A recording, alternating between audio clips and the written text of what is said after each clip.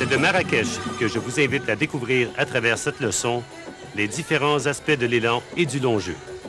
Tourné dans le cadre enchanteur des terrains de la Palmeraie et d'Amelkis, deux magnifiques parcours dessinés respectivement par Robert Trent Jones Sr. et Cabell Robinson, elle vous permettra, je l'espère, de progresser rapidement et d'améliorer de nombreux aspects de votre jeu. N'hésitez pas à visionner cette leçon très souvent, accordez-vous du temps pour la pratique et surtout, soyez bien patient. Après tout, vous jouerez probablement au golf toute votre vie.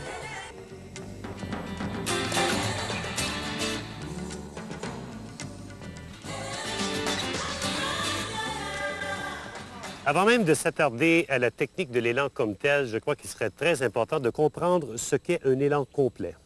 Donc, si on faisait une moyenne, par exemple, en ce qui a trait au mouvement arrière chez la majorité des golfeurs, on obtiendrait une position qui donne à peu près ceci.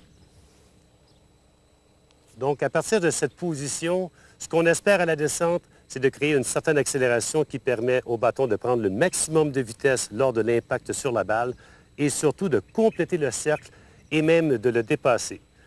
Tout ça sera rendu possible si les hanches et les épaules fonctionnent bien d'abord lors du mouvement arrière et surtout lors du mouvement de descente. Il faut toujours garder en mémoire qu'un élan de golf s'effectue sur un mouvement circulaire. Donc, si on l'effectuait dans une position relevée, on verrait très bien le mouvement circulaire qui est créé lors du mouvement arrière et également lors du retour. Donc maintenant, le cercle qui a été formé dans cette position sera maintenant dans une position un peu plus penchée. Donc le plan de l'élan va varier un peu selon le physique et la grandeur d'une personne. Il est tout à fait normal que pour une personne de plus petite stature, que le plan d'élan soit légèrement plus plat. Donc un peu plus vers l'intérieur, alors que pour une personne un peu plus élancée, par exemple, le plan de l'élan sera légèrement plus relevé. L'important, c'est toujours de créer le fameux mouvement circulaire qu'on a discuté il y a quelques instants. Donc, n'oubliez pas que tous les experts et tous les grands joueurs sont unanimes à dire qu'on n'est jamais trop près de la balle. Donc, faites un effort lorsque vous prenez position, peu importe le bâton que vous utilisez, de garder les mains quand même assez rapprochées de vos jambes, dans une position de dos qui soit confortable, dans une position bien penchée et surtout de garder les mains légèrement rapprochées. On voit malheureusement beaucoup trop de gens jouer avec les mains qui sont relevées, qui va créer un mouvement, un plan d'élan qui sera inconfortable d'abord et qui va créer aussi beaucoup de distractions lors du mouvement de retour. On n'insistera jamais trop sur l'importance d'une bonne position des mains sur le bâton comme tel, puisqu'en fin de compte, c'est quand même ça qui détermine la position de la face du bâton lors de l'impact. Le but premier, c'est de ramener la face du bâton exactement comme elle était au moment du départ, lors du contact sur la balle, de façon, bien sûr, à jouer avec une très grande précision. Les mains, c'est la seule partie de notre corps qui est en contact direct avec le bâton comme tel. Donc, il est important d'avoir une position qui soit confortable, d'avoir surtout une tension qui soit ni trop forte, ni trop molle, de façon à maintenir le bâton dans une position égale et surtout d'avoir le bâton qui soit tenu bien dans les doigts et non pas au creux des mains. Ça, c'est un défaut qu'on rencontre malheureusement très souvent chez les amateurs de golf. Le bâton a tendance à être tenu beaucoup trop loin, trop creux au niveau des mains. Assurez-vous de tenir le bâton dans les doigts. Si on faisait un petit test, par exemple, je vous dirais, enlevez l'index et le pouce du bâton, tenez-le à 3 doigts.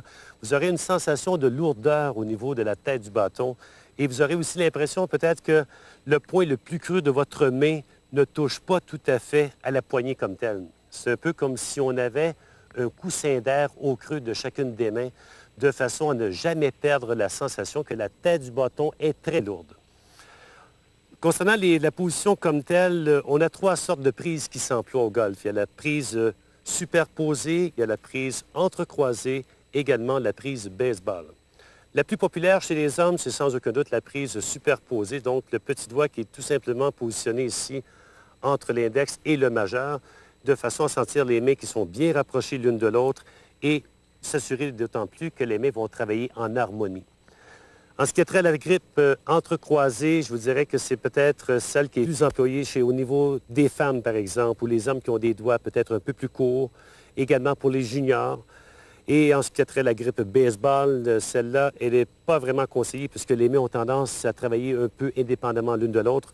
Quoique pour les enfants en très bas âge, c'est quand même la position idéale. Un peu plus tard, ils apprendront à prendre une position soit superposée ou entrecroisée et ils seront plus confortables à partir de là.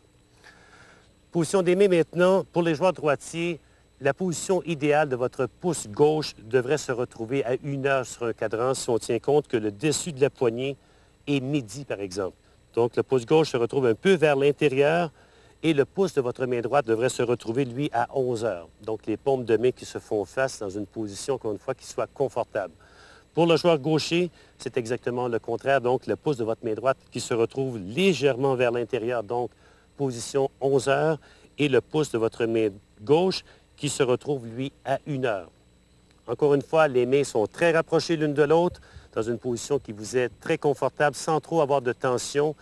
Et si vous voulez justement faire un petit test à savoir si vos mains sont en bonne position, sans les déplacer, vous devriez être en mesure d'amener la tige du bâton parallèle au sol, de façon à former un angle droit entre la tige elle-même et le bras dominant. Après tout, c'est exactement la position que vous devriez démontrer à la fin de votre mouvement arrière. Il est très important d'établir une certaine routine avant l'exécution de chaque coup. Donc, au départ, imaginez toujours que vous allez vous installer sur une voie ferrée avant d'exécuter votre coup. La raille de devant, bien sûr, sert à l'alignement de la balle vers la direction désirée et la raille de ce côté-ci sert pour l'alignement du corps.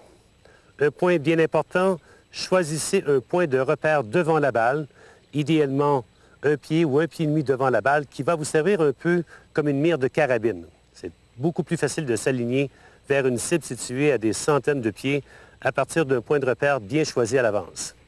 De cette position maintenant, prenez d'abord le temps de vous placer derrière votre balle, de bien visualiser le coup et surtout de bien aligner votre balle avec le point de repère que vous avez choisi auparavant. Et de là, il s'agit tout simplement de faire un petit détour et de toujours se présenter face à la balle et au point de repère que vous avez choisi. Donc, le corps est déjà dans une position parallèle à la ligne d'envol. De cette position, laissez les pieds rapprochés.